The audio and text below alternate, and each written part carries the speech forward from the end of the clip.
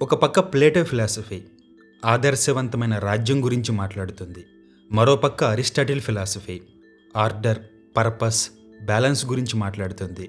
కానీ ఈ రెండు ఫిలాసఫీస్ ఒక ప్రశ్నకి సమాధానం ఇవ్వలేకపోయాయి. ప్రపంచమే కూలిపోతే మనిషి ఎలా బ్రతకాలి? ఈ ప్రశ్నకి ఆన్సర్ లేదు. అలెగ్జాండర్ ప్రపంచాన్ని గెలిచాడు, కానీ అదే టైంలో మనిషి జీవితం నుంచి స్థిరత్వాన్ని లాక్కున్నాడు. దాంతో నగరాలు పోయాయి, గుర్తింపు పోయింది, సేఫ్టీ పోయింది. అప్పుడు మనిషికి ప్లేటో పనికి రాలేదు, అరిస్టాటిల్ సరిపోలేదు. అక్కడే స్టోయిసిజం పుట్టింది.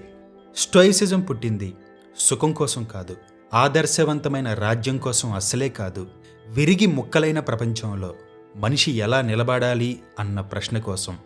సో స్టోయిసిజం ఎంత పవర్ఫుల్లో తెలియాలంటే మనం రూట్స్ తెలుసుకోవాలి. ఆ రూట్స్ తెలియాలంటే మనం క్రీస్తు పూర్వం 4th సెంచరీలోని గ్రీక్ దేశంలో అడుగుపెట్టాలి. నువ్వు ఒక చిన్న గ్రామంలో పుట్టావనుకో, అక్కడే పెరుగుతావు, అక్కడే వాళ్ళే నీ వాళ్ళు, అక్కడే సమస్యలే నీ సమస్యలు. జనం తక్కువ మంది ఉంటారు, దాంతో నీకు తెలివున్నా తింగరతనం ఉన్నా నీకంటూ ఒక ఐడెంటిటీ ఉంటుంది. ఎగ్జాక్ట్గా ప్రాచీన గ్రీకు మనిషి జీవితం కూడా అంతే. అప్పుడు పెద్ద పెద్ద దేశాలు లేవు, ఇండియా, చైనా లాంటి ఎంపైర్ కాన్సెప్ట్స్ లేవు. చిన్న చిన్న నగరాలు, చిన్న చిన్న రాష్ట్రాలు మాత్రమే ఉండేవి. అంటే ఒక ఊరు చుట్టూ కొంచెం భూమి మాత్రమే. అలా ఏథెన్స్, స్పార్టా, థీబ్స్ లాంటి ఊర్లు ఒక్కొక్క నగరం ఒక్కొక్క ప్రపంచంలా ఉండేవి. సో అప్పట్లో ఒక్కొక్కడికి ఒక్కో ఐడెంటిటీ ఉండేది. వాడు గ్రీకు కాదు, వాడొక ఏథెన్స్ నగరానికి చెందిన ఎథేనియన్. అప్పుడు వాడి జీవితం ఒక మీనింగ్ఫుల్గా ఉండేది. సో అప్పట్లో ఉన్న ప్లేటో, అరిస్టాటిల్ ఫిలాసఫీ కూడా చాలా కామ్గా ఉండేవి. ఎందుకంటే నగరాలు చిన్నవైనప్పుడు ప్రపంచం ప్రెడిక్టబుల్ అవుతుంది, పాలిటిక్స్ లోకల్ అయిపోతాయి, దాంతో మనిషికి కంట్రోల్ వస్తుంది. అప్పుడు ప్లేటో అడిగిన ప్రశ్న, మంచి నగరం ఎలా ఉండాలి అంటే మనిషి తన ఊరిలో ఎలా బాగా బ్రతకాలి. మీరు డీప్గా గమనిస్తే ఆ ప్రశ్నలో ఇన్నర్ క్రైసిస్ లేదు. అప్పుడు వచ్చాడు అలెగ్జాండర్. ఇప్పుడు కథ మొత్తం ఒక్కసారిగా మలుపు తిరుగుతుంది. అలెగ్జాండర్ చిన్న వయసులోనే రాజయ్యాడు. దాంతో ప్రపంచం మొత్తం కాంకర్ చేయాలన్న పిచ్చి మొదలైంది. పిచ్చి కుక్క పరిగెత్తినట్టు పరిగెత్తాడు. యుద్ధంలో రక్తం ఏరులై పారించాడు. కనిపించిందంతా నాదే అన్నాడు. చిన్న నగరాలను పెద్ద సామ్రాజ్యంలో కలిపాడు. అప్పుడు అది గ్రీకు దేశం అయింది. సో ఇప్పుడు బయట నుంచి చూస్తే గ్రీకు దేశం అంటే ఒక యూనిటీ, ఒక గ్లోరీ, ఒక గ్రేట్ ఎంపైర్. కానీ లోపల చూస్తే మనిషి జీవితం నాశనం అయింది. ఒక చిన్న బావి లాంటి స్కూల్లో చదివే నిన్ను ఒక మహాసముద్రం లాంటి ఒక మెగా యూనివర్సిటీలో వేస్తే ఏం జరుగుతుంది? నిన్నెవ్వరూ గుర్తుపట్టరు. అందరిలా నువ్వు కూడా ఒక రోల్ నెంబర్ అయిపోతావు. నీ మాట ఎవ్వడూ వినడు. దాంతో నీ ఐడెంటిటీ పోతుంది. తర్వాత ఇన్నర్ క్రైసిస్ మొదలవుతుంది. ఇదే అలెగ్జాండర్ ఎఫెక్ట్. సో అలెగ్జాండర్ వల్ల గ్రీకు ప్రజలకి చిన్నగా బాధ మొదలైంది. మనిషి బయట ప్రపంచాన్ని కోల్పోయాడు. దాంతో లోపలి ప్రపంచంలో బాధ పుట్టింది. ప్లేటో చెప్పిన నగరాన్ని ఎలా నిర్మించాలి అనే ఫిలాసఫీ మనిషి లోపలి బాధకి ఆన్సర్ ఇవ్వలేకపోయింది. సరిగ్గా ఇక్కడే స్టోయిసిజం పుట్టింది. అతని పేరు జెనో. అతను ఒక రిచ్ మర్చెంట్. అప్పటి ప్రపంచంలో ధనవంతులంటే ఒక సేఫ్టీ, ఒక రెస్పెక్ట్, ఒక ఫ్యూచర్ ఉంటుంది. సో అతను తన షిప్లో విలువైన సరుకుల్ని పెట్టుకుని ట్రావెల్ చేస్తున్నాడు. ఆ రోజు ఎలాంటి ప్రత్యేకత లేదు. ఆకాశం మామూలుగానే ఉంది, గాలి కూడా శత్రువులా లేదు. కానీ సముద్రం మనిషిని హెచ్చరించదు, జస్ట్ తీర్పు మాత్రమే ఇస్తుంది. ఒక్క క్షణం, ఒక్క తప్పు, ఒక్క అల, షిప్ మునిగిపోయింది. గూడ్స్ మొత్తం నాశనం అయిపోయాయి. దాంతో సంపద పోయింది, గతం కూడా పోయింది. బట్ జెనో బ్రతికాడు. ఇదొక బ్యాడ్ లక్. ఎందుకంటే చేతిలో రూపాయి లేకుండా ఇప్పుడు అతను బ్రతికే కారణం వెతకాలి. ఇక్కడే స్టోయిసిజం మొదటి విత్తనం పడింది. సాధారణంగా మనుషులకి కష్టాలు వచ్చినప్పుడు ఎందుకు నాకే ఇలా జరిగింది అంటారు. బట్ జెనో మాత్రం ఇంకొక ప్రశ్న అడిగాడు, నా చేతిలో లేని దాన్ని నేనెందుకు నా జీవితం అనుకున్నాను? ఇది చాలా సటిల్ క్వశ్చన్, కానీ ప్రపంచాన్ని మార్చేసిన క్వశ్చన్. జెనో చిన్నగా ఏథెన్స్ చేరుకున్నాడు. ఏథెన్స్లో అతను నాలెడ్జ్ కోసం వెతకలేదు, పీస్ కోసం వెతకలేదు. మన దగ్గర ఉన్నవన్నీ కోల్పోయినా మనం కూలిపోని స్థానం కోసం వెతికాడు. అతను 10 to 20 years ఫిలాసఫీ చదివాడు. సినిక్స్ దగ్గర నేర్చుకున్నాడు. సోక్రటీస్ని చదివాడు. ప్లేటో శిష్యుల దగ్గర, మెగేరియన్స్ దగ్గర శ్రద్ధగా కూర్చొని విన్నాడు. అతను ఫిలాసఫీ నేర్చుకుంది అకాడమిక్ క్యూరియాసిటీ కోసం కాదు, డిబేట్స్ విన్ అవ్వడానికి కాదు, సర్వైవల్ కోసం నేర్చుకున్నాడు. జెనో మొదటగా సినిక్స్ దగ్గరికి వెళ్ళాడు. సినిక్స్ ఏం చెప్పారంటే, ఈ society fake, status fake, wealth useless అన్నారు. ఈ మాటలు జెనోకి నచ్చాయి. ఎందుకంటే అతను అప్పటికే వెల్త్ని, స్టేటస్ని కోల్పోయాడు. కానీ సినిక్స్ ఎక్స్ట్రీమ్గా ఉంటారు. వాళ్ళు ఎమోషన్స్ని డిస్పైజ్ చేశారు, సొసైటీని రిజెక్ట్ చేశారు. కానీ జెనో అక్కడితో ఆగలేదు. సినిసిజంకి డిసిప్లిన్ని, రీజనింగ్ని యాడ్ చేశాడు. అదే తిరుగులేని స్టోయిసిజం అయింది. అతను అర్థం చేసుకున్నాడు, మనీ పోతుంది, దేశం పోతుంది, శరీరం క్షీణిస్తుంది, కానీ మనిషి తన రీజనింగ్ పవర్ని కోల్పోవాల్సిన అవసరం లేదు. ఇది స్టోయిసిజంకి హార్ట్ లాంటిది. ఎందుకంటే ఒకడు వచ్చి నిన్ను ఫక్ యూ అంటాడు. ఇలా అనేవాళ్ళు చాలామంది ఉంటారు. బట్ వాళ్ళను నువ్వు కంట్రోల్ చేయలేవు. ఆ బూత్కి నువ్వు కోపం తెచ్చుకోవాలా లేదా నీ రీజనింగ్ బ్రెయిన్ వాడి సైలెంట్గా ఉండాలా అనేది నీ చేతుల్లోనే ఉంటుంది. అదే స్టోయిసిజం. నీ జీవితం నీ కంట్రోల్లో ఉండదు, కానీ నీ నిర్ణయం నీ కంట్రోల్లోనే ఉంటుంది. ఇప్పుడు ఈ ఐడియా వినడానికి చాలా సింపుల్గా ఉండొచ్చు, కానీ ఆ కాలంలో ఇదొక ప్రమాదకరమైన ఆలోచన.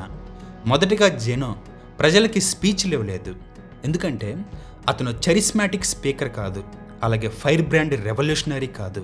అందుకే అతను మొదటిగా తన జీవితాన్ని ఎగ్జాంపుల్గా పెట్టాడు. ఒక మనిషి సంపద లేకుండా, స్టేటస్ లేకుండా పీస్ఫుల్గా, కన్సిస్టెంట్గా ఎలా బ్రతకాలో చూపించాడు. దాన్ని నార్మల్ ప్రజలు గమనించారు, తర్వాత ఫాలో అయ్యారు. స్టోయిసిజం మనిషికి హోప్ ఇవ్వదు, అరచేతిలో ఆకాశాన్ని చూపించదు, నువ్వు సుఖంగా ఉంటావని చెప్పదు. బట్ బాధ తప్పనిసరి, కానీ నువ్వు బాధతో కూలిపోకుండా ఉండొచ్చు అని చెబుతుంది. అతను గుడ్ బ్యాడ్ సెర్నమ్స్ ఇవ్వలేదు, కాజ్ అండ్ ఎఫెక్ట్ చూపించాడు. స్టోయిసిజం ఇది నీ తలరాత అని చెప్పదు. ఇప్పుడు ఇది జరిగింది, ఇప్పుడు నేనేం చేయాలి, ఏం థింక్ చేయాలి అని బోధిస్తుంది. సింపుల్గా చెప్పాలంటే స్టోయిసిజం బాధతో పుట్టిన జ్ఞానం కాదు, బాధ వల్ల అవసరమైన జ్ఞానం. ఇది ప్యూర్ హానెస్ట్. మనిషి హానెస్టీని ఖచ్చితంగా నమ్ముతాడు. సో జనాలు స్టోయిసిజంని నమ్మడం మొదలుపెట్టారు. జెనో స్టోవా అనే ఒక వరండాలో తను నమ్మిన ఫిలాసఫీ చెప్పడం మొదలుపెట్టాడు. అక్కడికి బానిసలు, రాజకీయ నాయకులు, మర్చెంట్స్, సాధారణ ప్రజలు అందరూ వచ్చి వినేవారు. అందుకే ఆ ప్లేస్ నుండి స్టోయిక్ ఫిలాసఫీ అనే పేరు వచ్చింది. కానీ ఒకరోజు జెనో చనిపోయాడు. జెనో చనిపోవడంతో స్టోయిసిజం ప్రమాదంలో పడింది. ఎందుకంటే ఇదొక మతం కాదు, ఇది రాజుల ఐడియాలజీ కాదు, ఇది పవర్తో రక్షించబడే సిస్టమ్ కాదు. ఇది నిలబడాలంటే తర్కం కావాలి, స్ట్రక్చర్ కావాలి, అటాక్ చేస్తే పడిపోని బ్యాక్ బోన్ కావాలి. అప్పుడే క్రైసిపస్ వచ్చాడు. ఇతను చరిస్మాటిక్ కాదు, డ్రామాటిక్ అస్సలే కాదు, అతని లైఫ్లో లెజెండ్స్ కూడా లేరు. బట్ చరిత్ర ఇతని గురించి ఏమని చెబుతుందంటే, ఒకవేళ క్రైసిపస్ పుట్టుండకపోతే స్టోయిసిజం ఎప్పుడో చచ్చిపోయేది. ఇది ఎగ్జాగరేషన్ కాదు, హిస్టారికల్ ఫ్యాక్ట్. ఎందుకంటే జెనో చెప్పిన స్టోయిసిజం ఎముకలు లేని శరీరంలా ఉంది. ఎవడో ఒకడో వచ్చి తంతే కుప్ప కూలిపోయేలా ఉంది. పైగా క్రైసిపస్కి ఎప్పుడూ ఒక భయం ఉండేది, మనిషి బాధలో ఉన్నప్పుడు ఫిలాసఫీ వినడని. ఒకవేళ విన్నా ఒక ఓదార్పు కోసం వింటాడు. అందుకే ఫిలాసఫీ నిజంగా పనిచేయాలంటే అది బుల్లెట్ ప్రూఫ్గా ఉండాలి. అంటే ఎమోషన్ అటాక్ చేస్తే నిలబడాలి, లాజిక్ అటాక్ చేస్తే నిలబడాలి, ఫేట్ అటాక్ చేస్తే నిలబడాలి. దాంతో క్రైసిపస్ స్టోయిసిజంని 3 భాగాలుగా విరిచిపడేశాడు. Number 1 logic, number 2 physics, number 2 ethics. ముందుగా లాజిక్ గురించి మాట్లాడితే మనిషి ఎందుకు భయపడతాడు? ఏదో ఒక ఇన్సిడెంట్ జరిగి. బట్ క్రైసిపస్ ఏమని చెప్పాడంటే, మనిషిని బాధ పెట్టేది ఇన్సిడెంట్ కాదు, అతను ఆ ఇన్సిడెంట్కి ఇచ్చే అర్థం వల్ల. అలాగే అప్పటి మనిషి అనుకున్నాడు, దేవుడు నన్ను శిక్షించాడు, విధి నన్ను దెబ్బ మీద దెబ్బ కొట్టింది. బట్ క్రైసిపస్, నిన్ను కొట్టింది విధి కాదు, నీ జడ్జిమెంట్ అన్నాడు. దాంతో అప్పటి వరకు మనిషిలో ఉండే యాంగర్, జెలసీ, ఫియర్ ఎక్సెట్రా ఇవన్నీ మన థింకింగ్ ఎర్రర్స్ వల్ల మాత్రమే అని నిరూపించాడు. ఇకపోతే ఫిజిక్స్, ఇది చాలా మిస్అండర్స్టూడ్ పార్ట్. స్టోయిసిజంలో ఫిజిక్స్ అంటే యాటమ్ కాదు, ఈక్వేషన్స్ కాదు, ఆర్డర్. అంటే ప్రపంచం నువ్వు అనుకున్నట్టు గందరగోళంగా, గజిబిజిగా లేదు, అది ఒక రేషనల్ ప్రాసెస్. అంటే కొన్ని విషయాలు మన కంట్రోల్లో ఉంటాయి, మరికొన్ని మన కంట్రోల్లో ఉండవు. మనకు బాధ వస్తుంది, ఎందుకంటే మన కంట్రోల్లో లేని దాన్ని కంట్రోల్ చేయాలని ట్రై చేస్తున్నాం కాబట్టి. ఇక థర్డ్ వన్ ఎథిక్స్. అంటే ఇప్పుడు మనిషి ఎలా జీవించాలి. ఇక్కడ స్టోయిసిజం క్రూయల్గా మారుతుంది. ఎందుకంటే క్రైసిపస్ ఏమన్నాడంటే, ధర్మం తప్ప ఇంకేది నిజంగా మంచిది కాదన్నాడు. హెల్త్, వెల్త్, రెప్యుటేషన్ ఇవన్నీ ఇండిఫరెంట్స్ అన్నాడు. అంటే ఇవన్నీ నీకు ఉండొచ్చు, లేకపోవచ్చు, బట్ లేకపోయినా నువ్వు మంచి మనిషిగా ఉండాలి. ఇంకా వివరంగా చెప్పాలంటే ఆస్తులు, అంతస్తులు అనేవి యూజ్లెస్ కావు, కానీ అవి నీ వాల్యూని నిర్ణయించవు. పైగా నీ వాల్యూ బయట పరిస్థితుల మీద ఆధారపడితే నువ్వెప్పుడూ ఒక బానిసవే. ఇక్కడ స్టోయిసిజం కఠినంగా కనిపించడానికి కారణం, స్టోయిసిజం ఫీలింగ్స్ని ప్యాంపర్ చేయదు. అది నిన్ను ఇలా అడుగుతుంది, నీ బాధ నిజమా లేదా నీ ఇంటర్ప్రిటేషన్ ఫలితమా? స్లోలీ క్రైసిపస్ ప్రజలకి కన్విన్సింగ్ అయ్యాడు. ఎందుకంటే అతను గుడ్డిగా నమ్మమనం లేదు, పరీక్షించు అన్నాడు. ప్రజలు డైలీ లైఫ్ని టెస్ట్ చేశారు, పెయిన్ని వెరిఫై చేశారు. ఇప్పుడు ఫిలాసఫీ బికమ్స్ ప్రాక్టికల్ ట్రూత్ అయ్యింది. దాంతో బ్లైండ్ ఫైత్ పోయింది, ఎమోషనల్ ఎస్కేపిజం పోయింది. సో మెంటలీ స్ట్రాంగ్ పీపుల్ని తయారు చేసింది. అలా జెనో మనిషికి ఆశనిచ్చాడు, బట్ క్రైసిపస్ మనిషికి ఎముకలిచ్చాడు. స్టోయిసిజం ఇప్పుడు పడదు, కూలదు, విరగదు, ఎవడైనా వచ్చి తన్నే దమ్ము కూడా లేదు. కానీ ఇక్కడ ఒక ప్రాబ్లం వచ్చింది. క్రైసిపస్ చెప్పిన మాటలకి జనాలు భయపడ్డారు, చాలామంది అవాయిడ్ చేశారు. ఎందుకంటే అతను నీ బాధకి నిన్నే బాధ్యుణ్ణి చేశాడు. బట్ ఎవరు నమ్మినా నమ్మకపోయినా క్రైసిపస్ స్టోయిసిజంని ఒక సిస్టంలా ఎందుకు మార్చాడు? ఎందుకంటే లూజ్ ఫిలాసఫీ క్రైసిస్లో పనిచేయదు, బట్ సిస్టమాటిక్ ఫిలాసఫీ ప్యానిక్లో కూడా నిలబడుతుంది. క్రైసిపస్ స్టోయిసిజంని ఒక డిబేట్ టూల్గా కాదు, ఒక ఎమర్జెన్సీ మాన్యువల్గా మార్చాడు. దాంతో పెద్ద పెద్ద తురుముఖానులైన ఎపిక్యూరియన్స్ క్రిటిక్ చేసినా, స్కెప్టిక్స్ మాక్ చేసినా స్టోయిసిజం పడలేదు. దాంతో ఇప్పుడు స్టోయిసిజం ఫిలాసఫర్స్ దగ్గర నుంచి రక్తం, రాజకీయం, అధికారం అంటూ పవర్ఫుల్ పీపుల్ మధ్యలోకి వెళ్తుంది. స్టోయిసిజం మొదట బలహీనుల కోసం పుట్టింది, కానీ చరిత్ర ఒక వింత పని చేసింది. అది స్టోయిసిజంను తీసుకెళ్ళి ప్రపంచంలో అత్యంత శక్తివంతమైన సామ్రాజ్యం చేతుల్లో పెట్టింది. అదే రోమ్ నగరం. ముందుగా రోమ్ నగరానికి, గ్రీక్ నగరానికి తేడా తెలియకపోతే స్టోయిసిజంని తప్పుగా అర్థం చేసుకునే ఛాన్స్ ఉంటుంది. రోమ్ గ్రీక్ ప్రపంచంలా కాదు. గ్రీకులు ఆలోచిస్తారు, ప్రశ్నిస్తారు, వాదిస్తారు. కానీ రోమన్లు ఆదేశిస్తారు, నిర్మిస్తారు, పాలిస్తారు. ఇక్కడ రోమ్కి ఫిలాసఫీ అవసరం లేదు, బట్ రోమ్కి డిసిప్లిన్ అవసరం. ఇక్కడే స్టోయిసిజం క్లిక్ అయింది. రోమ్ ఒక బ్రూటల్ ప్రపంచం. యుద్ధాలు, కుట్రలు, కుతంత్రాలు, రాజ్యాలు సడన్గా పడిపోవడం, ఒకరోజు సెనేటర్, మరొక రోజు ఒక శవం. ఈ రోమ్ ప్రపంచంలో హ్యాపీనెస్ ఫిలాసఫీ పనిచేయదు, సాఫ్ట్నెస్ సర్వైవ్ కాదు. బట్ స్టోయిసిజం ఏం చెబుతుంది?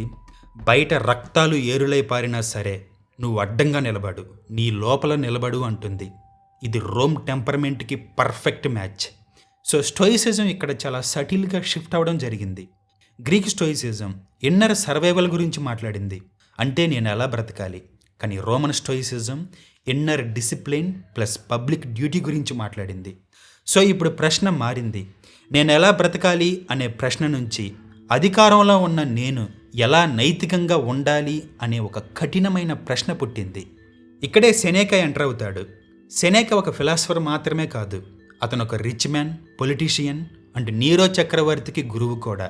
అంటే ఇప్పుడు స్టోయిసిజం సింహాసనం దగ్గరుంది. ఇది చాలా ప్రమాదకరం.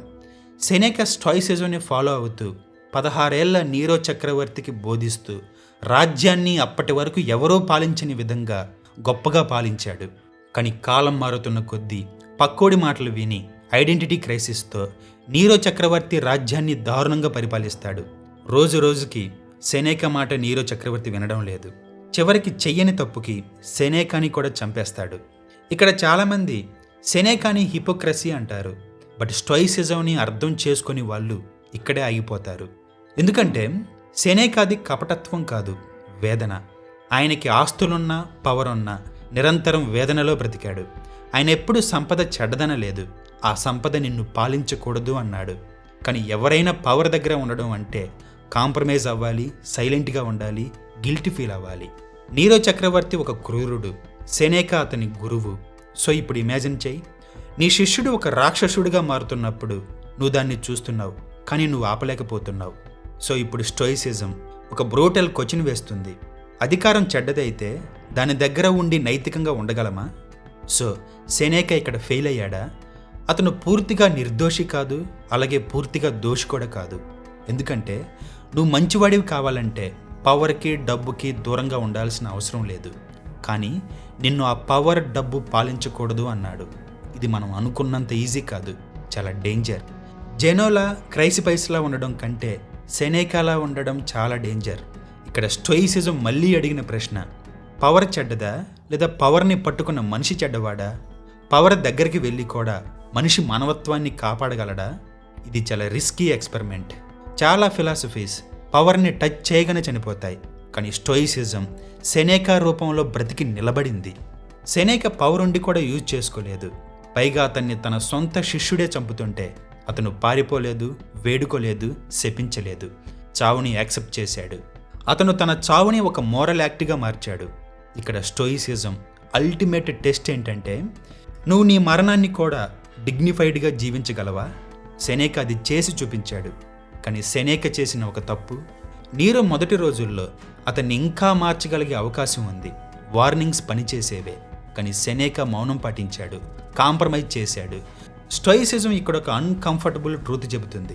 కొన్ని సందర్భాల్లో నైతికంగా మౌనంగా ఉండడం కూడా తప్పే అంటుంది. ఇది పెయిన్ఫుల్ లెసన్. ఇక్కడ చాలామంది సెనేకా హిపోక్రసీ వల్ల స్టోయిసిజం క్రెడిబిలిటీ పోయిందనుకుంటారు, కానీ నిజం ఏంటంటే సెనేకా వల్ల స్టోయిసిజం ఒక మనిషి అయింది. తప్పు చేసే అధికారం, అవకాశం ఉన్నా తప్పు చేయకపోవడమే స్టోయిక్ తత్వం, అసలైన మనిషి తత్వం. సెనేకా చావు తర్వాత స్టోయిసిజం ఒక బానిస చేతుల్లో పడింది. అతని పేరు ఎపిక్టాటస్. ఇతను ఒక ఫిలాసఫర్గా పుట్టలేదు, ఒక పౌరుడిగా పుట్టలేదు, అతన్ని మనిషిగా కూడా పూర్తిగా యాక్సెప్ట్ చేయలేదు. అతను ఒక బానిస. ఆ రోజుల్లో బానిసలంటే నీ పేరు నీది కాదు, నీ శరీరం నీది కాదు, నీ టైం నీది కాదు, నీ జీవితం ఇంకొకరి ఆస్తి. ఇది మెటాఫర్ కాదు, అది అప్పటి బ్రోటల్ రియాలిటీ. ఇక్కడే స్టోయిసిజం ప్రాక్టికల్ లైఫ్లోకి వచ్చింది. ఇంతవరకు స్టోయిసిజం బయట జరిగేది నీ కంట్రోల్లో లేదు అని చెప్పింది, కానీ ఎపిక్టాటస్ అయితే నా చేతుల్లో మిగిలింది ఏంటి అని ప్రశ్నించాడు. ఇది ఫిలాసఫీ యొక్క అల్టిమేట్ క్వశ్చన్. అయితే ఎపిక్టాటస్ లైఫ్లో ఒక ఇన్సిడెంట్ జరిగింది. అతని యజమాని ఒక శాడిస్ట్. ఒకరోజు ఆ యజమాని ఎపిక్టాటస్ కాలు మెలితిప్పాడు, కానీ ఎపిక్టాటస్ చాలా ప్రశాంతంగా ఇంకా తిప్పితే విరుగుతుంది అన్నాడు. యజమాని ఇంకా గట్టిగా తిప్పాడు, దాంతో విరిగింది. అప్పుడు మళ్ళీ ఎపిక్టాటస్ నేను చెప్పాను కదా అన్నాడు. మీరు గమనిస్తే స్టోయిసిజం సారాంశం మొత్తం యొక్క ఇన్సిడెంట్ చెబుతుంది. బట్ ఈ ఇన్సిడెంట్ వల్ల స్టోయిసిజం ఎమోషనల్ లెస్నెస్ కాదు, నంబునెస్ కాదు, సప్రెషన్ కాదు, ఇది ఒక క్లారిటీ. ఈ శరీరం నీది కాదు, కానీ ఈ స్పందన నాది. దానికి స్పందించాలా లేదా అనేది నీ మైండ్ సెట్ బట్టి ఉంటుంది. అలాగే ఎపిక్టాటస్ కొత్త ఐడియాస్ని ఇన్వెంట్ చేయలేదు, సిస్టమ్ని బిల్డ్ చేయలేదు. బట్ అతను చేసిన పని స్టోయిసిజంని రియాలిటీ ఫిల్టర్గా మార్చాడు, జీవితానికి 100% అప్లై చేశాడు.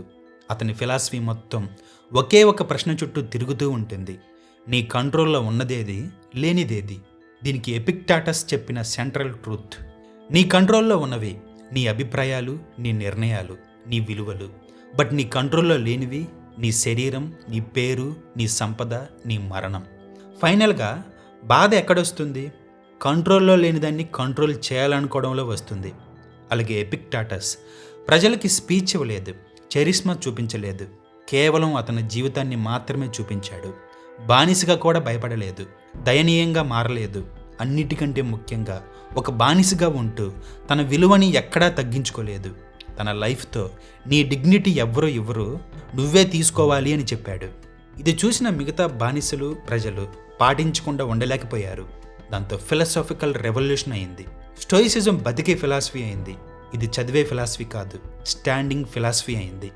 ఇప్పుడు మనం నెక్స్ట్ స్టోయిసిజం క్లైమాక్స్లో అడుగు పెడతాం. ఇప్పుడు స్టోయిసిజంని ఒక చక్రవర్తి మోస్తాడు. పేరుకే చక్రవర్తి, కానీ విరిగిపోయిన అలసిపోయిన చక్రవర్తి. తనకు తానే డైరీ రాసుకునే మనిషి. అతనే మార్కస్ అరీలియస్. ఇతను పుట్టుకతో రాజు కాదు, ఒక ఫిలాసఫర్. సో అతనికి కావాల్సింది బుక్స్, థాట్స్, పీస్ఫుల్ లైఫ్, ఆలోచించడానికి ఎక్కువ టైం. కానీ చరిత్ర అతన్ని నువ్వు ప్రపంచాన్ని పాలించమంది. స్టోయిసిజం ఇక్కడ ఒక అగ్ని పరీక్ష ఫేస్ చేయబోతుంది. అదేంటంటే, నీకు పవర్ ఇచ్చినా నువ్వు స్టోయిక్గా ఉండగలవా? ఎస్, ఉండి చూపించాడు. అతని స్టోయిసిజం హీరోయిక్ కాదు, అగ్రెసివ్ కాదు, అది సెల్ఫ్ రిమైండర్. తన తప్పుల్ని, తన స్టోయిసిజంని తన డైలీలో రాసుకున్నాడు. దాని పేరే మెడిటేషన్స్. మార్కస్ పదే పదే తనకు తాను చెప్పుకున్న మాటలు ఏంటంటే, నువ్వు ఇంకా కోప్పడుతున్నావా? ఇది నిజంగా నీ విలువని తగ్గించిందా? ఇది నీ కంట్రోల్లో ఉందా? ఇది ఫిలాసఫీ కాదు, ఇది మెంటల్ హైజీన్. అయితే మార్కస్ స్టోయిసిజంని కొంచెం కూడా మార్చలేదు, ఎలాంటి అప్డేట్ కూడా చేయలేదు, సిస్టమ్ కూడా బిల్డ్ చేయలేదు. బికాజ్ అతను ఒక రాజు, ఆలోచించడానికి అప్డేట్ చేయడానికి టైం లేదు. అందుకే తనను తానే మార్చుకున్నాడు. కానీ మార్కస్ అరీలియస్ ఎందుకు ట్రాజిక్ హీరో అయ్యాడు? అతను ఒక మంచి మనిషి, నిజాయితీ గల పాలకుడు. కానీ తన తర్వాత రోమ్ కూలిపోయింది, తన కొడుకే ఫెయిల్ అయ్యాడు. దాంతో స్టోయిసిజం ఒక బ్రూటల్ ట్రూత్ చెప్పింది, నీ మంచితనం, నీ మంచి ప్రభుత్వం మంచి ఫలితాన్ని ఇస్తుందన్న గ్యారంటీ లేదు. మార్కస్ దాన్ని యాక్సెప్ట్ చేశాడు. యాక్సెప్ట్ చేసి 2 మాటలు చెప్పాడు, నీ డ్యూటీ పూర్తి చేయడం మాత్రమే నీ పని, రిజల్ట్ నీది కాదు. అలాగే నువ్వు ఒక పాత్రలో ఉన్నావు, సో ఆ పాత్ర బాగా పోషించు, బట్ ఆ పాత్రతోనే నిన్ను నువ్వు గుర్తించుకోకు. అలా మార్కస్ తర్వాత స్టోయిసిజం మాట్లాడడం మానేసింది, బట్ చనిపోలేదు. దానికి కారణం ప్రపంచం మారింది. రోమ్లో రాజకీయ పతనం అయింది, యుద్ధాలు పెరిగాయి, సామ్రాజ్యం అన్స్టేబుల్ అయింది. దాంతో ప్రజలకి ఇన్నర్ డిసిప్లిన్ కంటే ఎక్స్టర్నల్ హోప్ కావాల్సి వచ్చింది. అప్పుడే ఒక కొత్త అవసరం వచ్చింది. మనిషిగా ఒంటరిగా తట్టుకోలేకపోతున్నాడు, ఎవరో అతన్ని రక్షించాలి. దాంతో ఇక్కడే మతం అవసరం అయింది. ఇక్కడ ఒక భయంకరమైన విషయం మీరు తెలుసుకోవాలి. స్టోయిసిజం ఒక మతంగా ఎందుకు మారలేదు? స్టోయిక్ ఫిలాసఫీని అర్లీ క్రిస్టియానిటీ ఎందుకు అడాప్ట్ చేసుకుంది?